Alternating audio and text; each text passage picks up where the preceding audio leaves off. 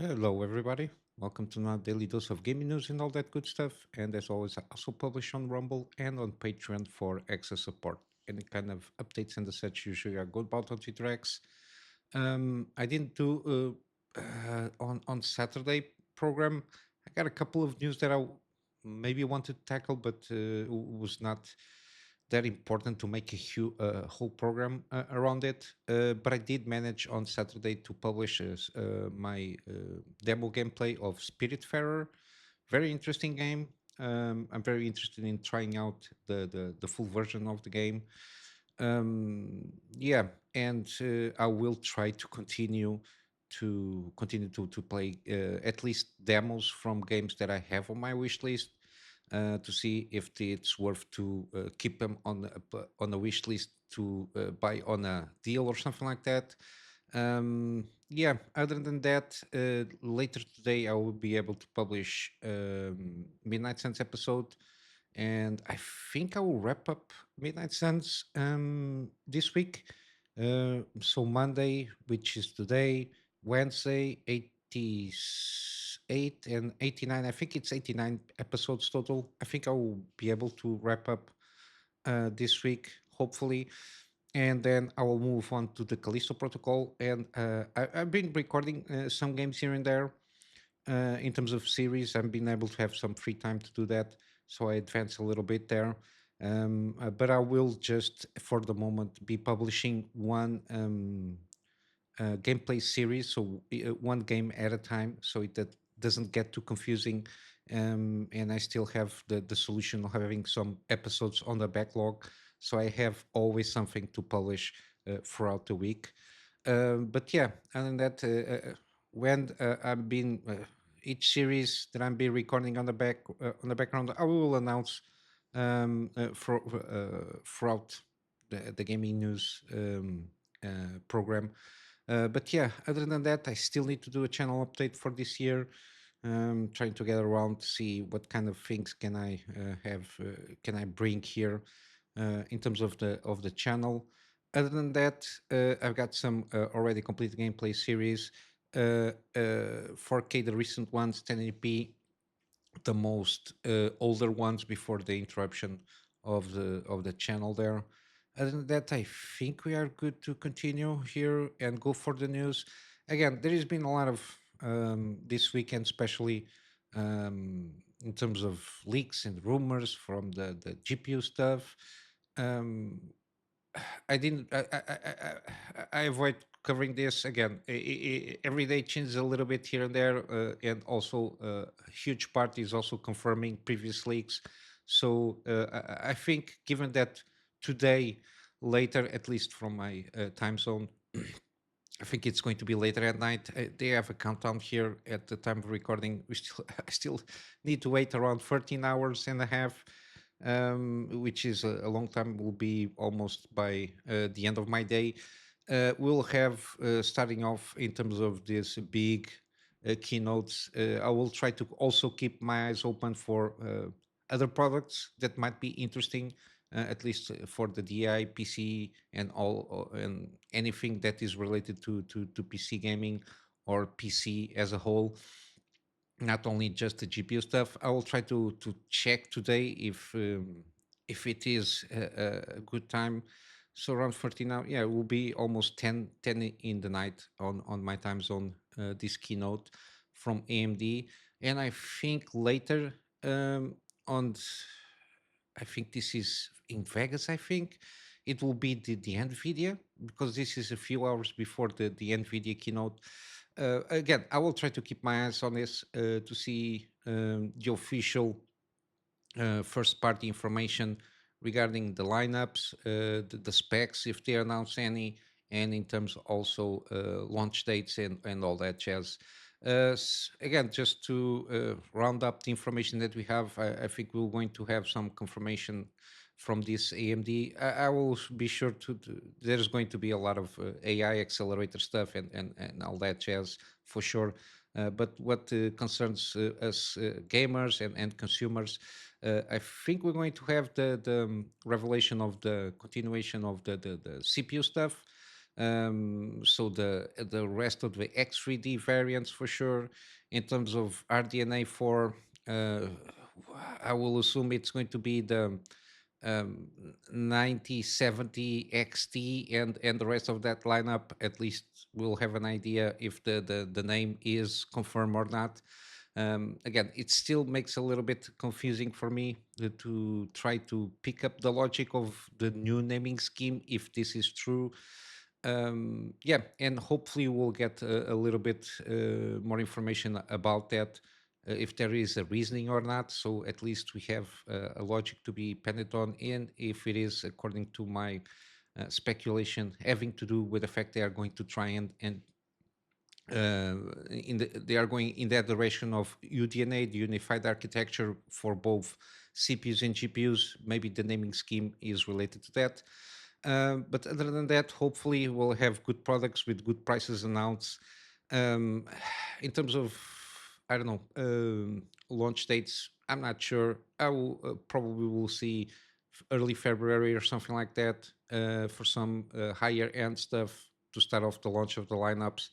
The rest we don't know. And in terms of software, maybe we'll get an introduction of the FSR4 technology. Again, I think we saw already something related to that, the FSR4 on the PISR, PS, so the PlayStation upscaler technology. I think it borrows from the FSR4. I think they have been working on that for some time now, and given that PS5 is just one configuration of hardware, I think it's a good jumping point, let's say, because it's just one hardware, and I think it's easier to train the AI there, and use that hardware configuration so they can start tweaking around. Um, I'm not sure if the FSR4 will be locked to newer GPUs, starting off with RDNA 4. I will have to assume so, given that I assume that this new hardware will have specific AI accelerators for this new FSR4, which leads us that older GPUs will be left out of this, which is a shame. But it, it's a little bit going to NVIDIA route, in the sense that, given that this is going to need for sure some specific hardware to run this new FSR4 technology. I will have to. I'm assuming that is something that is going to happen there. But other than that, I don't see anything worth mentioning so far. Maybe we'll get some surprises here and there, but I'm not expecting nothing out of the ordinary, given that the rumors and leaks that we've been having throughout these few months. I don't see anything coming out of the box that is going to be that surprising there. In terms of Nvidia, I don't have anything regarding the keynote, but there is something here that it's kind of a rumor on the industry. Probably, I think Nvidia is trying to shop around for the 2 nanometer process for in the competition, um, trying to, I don't know, pressure TSMC in terms of shopping around the new 2 nanometer process, mainly because at this moment in time, from what I understand, only TSMC is really doing good yields on the 2 nanometer process, while the competition, mainly Samsung and such, usually they can do it, but I think it's the yield that they are getting from the wafers is way lower than TSMC. And I think the fact that they have kind of a supremacy at this moment in time in this process, they can leverage that on the pricing side of things, because they can justify it, because we have higher yields. We can justify the fact that the wafer is going to be a little bit more expensive than usual. That's the problem with monopolies, or monopolies. Um, yeah, and I think, given that Nvidia, and also to a certain extent, I will assume Apple, they will try to leverage from their part as a consumer or as a buyer, because they are huge clients, trying to leverage this by, I don't know, launching rumors that, oh, yeah, you're a little bit more expensive that we will like, so we will try to shop around to see if the other manufacturers of this 2 nanometer wafer stuff are more competitive or not, even though probably they can try to leverage the fact that the yields are not that good. They can, I don't know how it works exactly because I'm not an engineer. Maybe okay, they don't get a lot of yields, but the products that we can get out of those not so good 2 nanometer chips might be, I don't know, distributed along down the pipeline of products that we might want to launch. I think it's something that it's on their heads. I'm not sure if, because we've seen this with, for example, NVIDIA GPUs. Some of the same chip, they are downgraded to lower products on the stack side of things, mainly because, again, the chip is, I think it has to do something with the yields because it's not 100% activated, let's say, or it doesn't work at 100%. It only works, let's say, 50%. You can put that chip down on the pipeline and work around on your product launch or any kind of your product stack there. I think that's why we have sometimes some of the refreshers comes with different chips from the initial launch.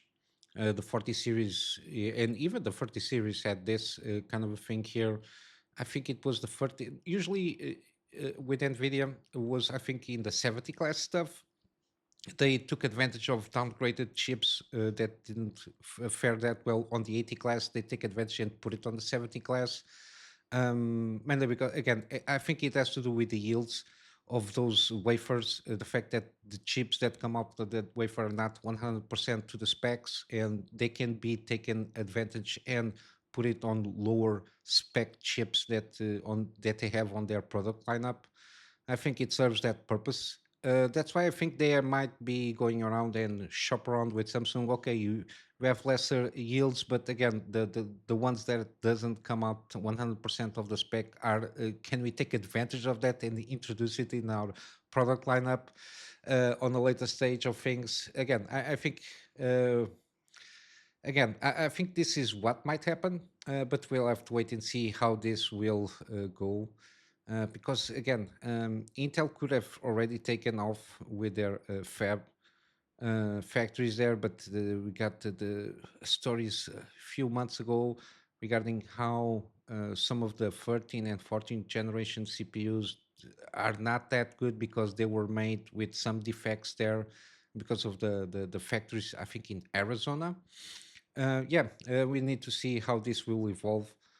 Again, hopefully, the more competition that we have on the market, the better, because at the end, there is going to be always going to be more performance for the price that you're buying for, and that breeds innovation also because of the competition itself. Hopefully, we will see companies competing with TSMC in that sense. So I hope we will see something coming up throughout this year, but again, only time will tell if it is so. And I'm going to wrap up here with some interesting news. Again, hammering on the nail of, it continues to be reinforced that probably Ubisoft is going to is going to fall apart this year. I think a lot of it is depending on the launch of Assassin's Creed Shadows. Supposedly, is going to launch on 14th of February, if not mistaken. I'm not seeing, we're not seeing a lot of marketing. We are almost 1 month away, if it is so. I'm not sure how internally they are dealing with this. Again, last year was a shit show. We got from Skull and Bones, got that Prison Persia, which seemed a decent game for what it is, but again, it didn't sell well. Skull and Bones, financial hole of almost $1 billion, if not more. Got Star Wars Outlaws, with didn't go that well, and I think that were the three main things that happened with Ubisoft that didn't sell, basically. And then we got Assassin's Creed Shadow, which, even though Assassin's Creed is a pretty renowned IP, I think in the last at least couple of games, the quality was not that good, to the point. Oh, and last year, sorry, we got X Defiant shut down. Is going to shut down. Meanwhile, um, yeah, it's not looking good. I think they only have like a Rainbow Six Siege. I think it's Ubisoft game. Yeah, I don't see anything in terms of having a game that might save them from bankruptcy or getting bought out or have to dismantle the IPs to be sold out individually.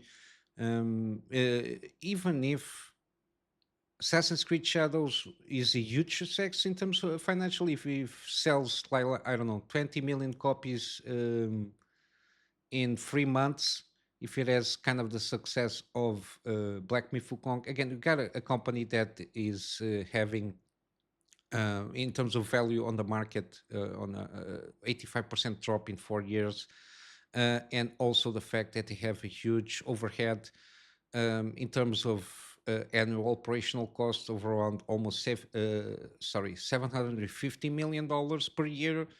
I don't think by selling just one game, 20 million copies, let's say, in 2 weeks, even if they have like Black Myth Wukong sales like that, they're not going to be saved by the end of the day, because the the operational costs will be there still if this continues like this, and I don't see anything other than Assassin's Creed Shadow to be launched this year.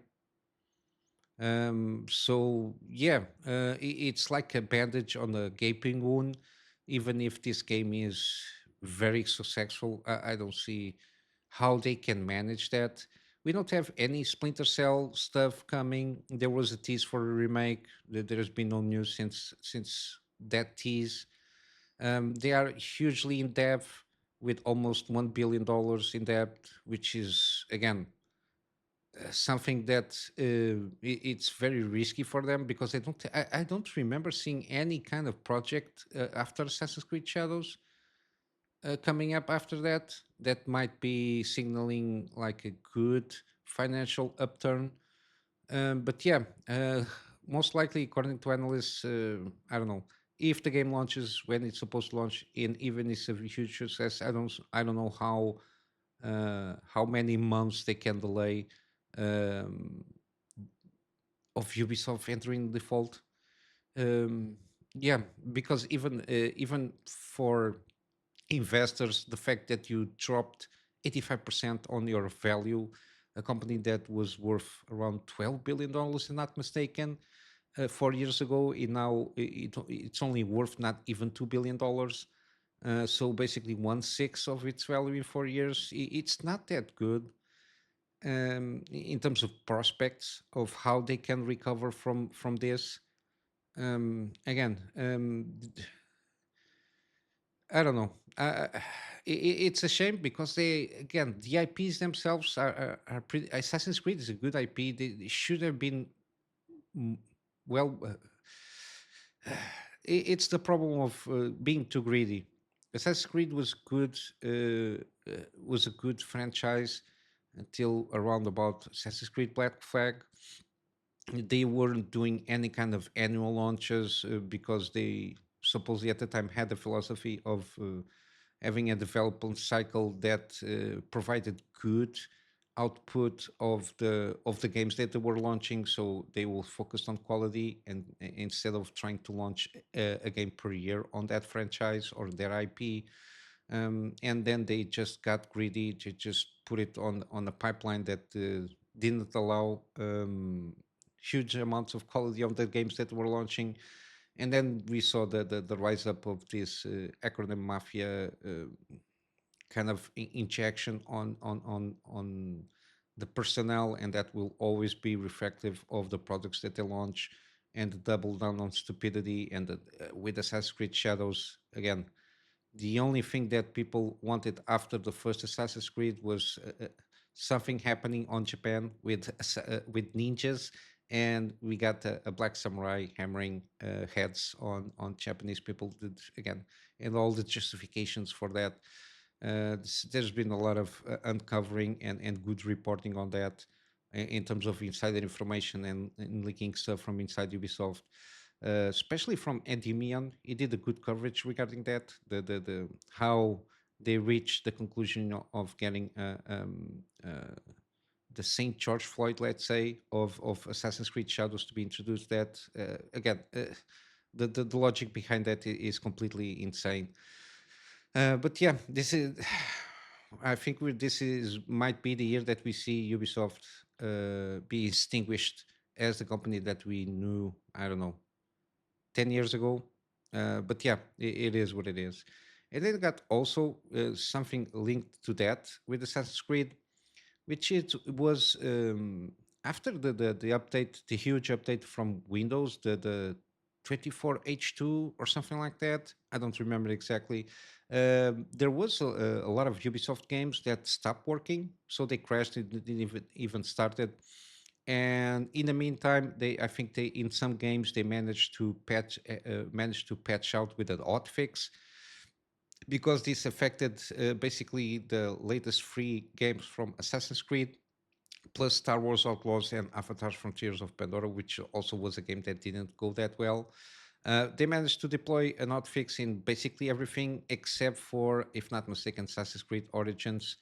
And yeah, update version of the Windows 24H2. And yeah, and the game stopped working, at least on the Steam version. And there has been accusations of, I don't know what they call here, the the media, gaming media, which is a bunch of activists from Deserta, Push Square, Game Rant, IGN, Gamer, all these little um, sites here, trying to push a narrative that all of a sudden Assassin's Creed Origins was being review bombed, which is interesting. That in terms of it coincides by the fact with the Steam Winter Sale that entered on the 12th, and the reviews were overwhelmingly negative, or at least a lot of negative reviews start coming up on the 13th of December, which is like one day after the sale. So it coincided by the fact that the game was not working. The game was on sale for 5.99, which is a good price even for huge content, even though you like the content or not, but a lot of content for this kind of price. And I think Assassin's Creed Origins was not a bad game per se. But yeah, if you even if you buy a game for $1, if it doesn't work, you will put, of course, negative review on that. And again, the fact that a lot of people start buying this game and trying to figure out a way of trying to start off the game, which didn't start. Yeah, a lot of people on the review side of things, they were letting everybody know that the game didn't work, and they wouldn't recommend the game until it was patched out, or at least with a hot fix there.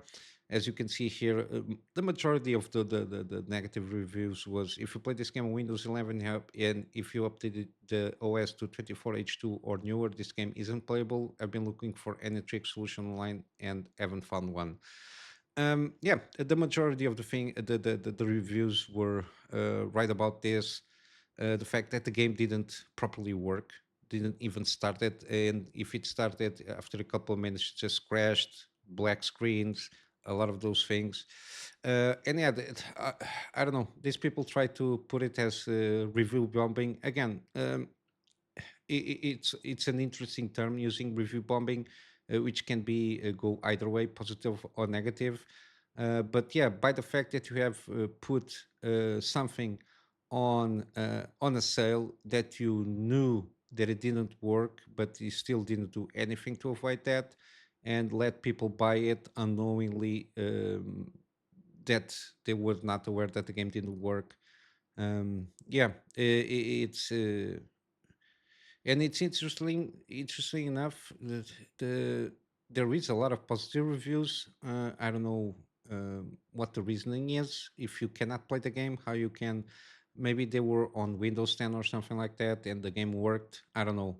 But yeah, the fact that this update on Windows 11 crashed basically all the games from Ubisoft, I will have to assume it has to do something with their own launcher, because Ubisoft games cannot be played without their own app. I will assume because it affected basically all the games. I think it has something to do with that, but I didn't get any details on that. But yeah, it's one of those things. This one more data point that these sites do- that they call themselves gaming journalists, they are completely anti-consumer, um, uh, or anti-gamer. But at the end of the day, people tend to forget that gamers are consumers, and they tend to forget this, and they tend to forget that the consumer not only has rights but has the power of the purse to make its will known. Yeah, they think that the studios and all that personnel are owed whatever it is they think they are owed, and they forget they are putting products on the marketplace. And when those products are not well reviewed or not bought, nobody is owing you anything, because as a buyer and as a customer, you go around, and if you want to buy a product in a specific market, you just watch and see what you have on the market, and you decide the best for yourself. And people tend to forget that games are a product to be consumed, and consumers need to pay for that product. And if they are going to let go of their own money to buy a product, they will try to get around and see what's the best for their money's worth. But yeah, for today, in terms of news, this is it. There is a lot of, some things regarding Steam and Valve, regarding there's seems to be appearing a narrative trying to be put out with the lack of DEI. Again, there is a lady, Sabi Sabs. I need to check if I can find a video of her or something like that that goes on a deep dive. She usually, when she investigates these kind of things in terms of connections with the reasonings of certain things happening, usually she does a good work. But yeah, there seems to be creeping up. Again, it started off on Europe regarding Steam, the Valve as a company regarding certain things. Again, and it also has to do with the fact that given that they they lack DEI policies there, something like that. I need to check that better. That's why I didn't bring up an article here. But yeah, let's go for some gaming deals. We got Plague Tale Innocence. I bought this game on Steam sale, the winter sale, and it's 80% off. I think I bought it at this price point. I don't remember well. I bought it and installed it. It is one of those that I will eventually try out to see if it is that good. Given that the Plague Tale Requiem seems to be an interesting game, also, but I will reserve my judgment after I play Innocence. But yeah, you got Plague Tale Innocence as 80%, and then if you want to take a chance and buy the both games, you got a bundle of 65. Given that Plague Tale Requiem is not on sale for itself, only as a bundle at this point in time. Then you got yeah, as I mentioned, Requiem is only available for sale if you buy it as a bundle. I forgot that I brought this one up. They're not on sale, but that I can recommend at full price for sure. And cheap games, you got Vampire Survivors. If you like this kind of game, this is very addicting. It's also a $5 kind of a thing here. They have a lot of additional content. It's very cheap, and it brings a little bit of twist on the gameplay. And they got the last one. It has ode to Castlevania kind of team up there. It's the only one that I didn't bought at the time. But yeah, I really enjoy playing this game from time to time. Well, we'll do a couple of runs here and there, but yeah, very interesting this game. And then also we got Wall World, even at full price, 689. This is euros, but it's $7 or so. If you like, I don't know, from a roguelike with some mining mechanics, boss battles, wave combat, and all that jazz, I really do enjoy this kind of game. The story is very interesting also, and they have the DLC, which is Deep Threat, which expands a little bit the story and gives you more upgrades and more levels and new bosses to fight off with. But yeah, I really enjoyed this game. I completed the game. I do recommend at full price. When it comes out on the sale, I always try to mention this one because again, smaller games, pixel art style. This is very well developed, and it's one of those that I always like to recommend. Then on GOG, we got Frostpunk. This is the Game of the Year edition, 78% off. It's not usually my kind of jam, like senior management and the such there. But again, this is always well recommended all over the place if you like this type of game. So I will leave it here as a gaming deal. Then we got also Tomb Raider. This is the first game of the new trilogy. Game of the Year edition, 85% off. The other games are not on GOG. I still don't know very well why, but I think it has to do with the Nuvo or something like that. I think they got the anti-tampering stuff still on the games there. But yeah, this one is here. Pretty good game. It's one of the series that I will eventually go through, the Tomb Raider trilogy. And then lastly, we got Wartales, kind of a Jagged Alliance, kind of a game here, turn-based combat, management of the mercenary squads there, and you go about and accepting missions and destroying bad people. 40% off. But yeah, for today, this is it. Maybe tomorrow I can get around and see what the keynotes were all about on this AMD and NVIDIA to see if we got anything good to be excited for.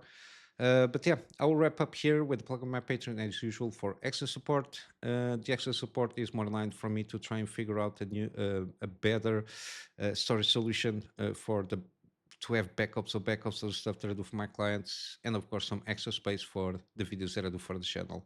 But with all that said, I hope you have a wonderful day, and I will see you in the next one. So until then, Kunami Master out.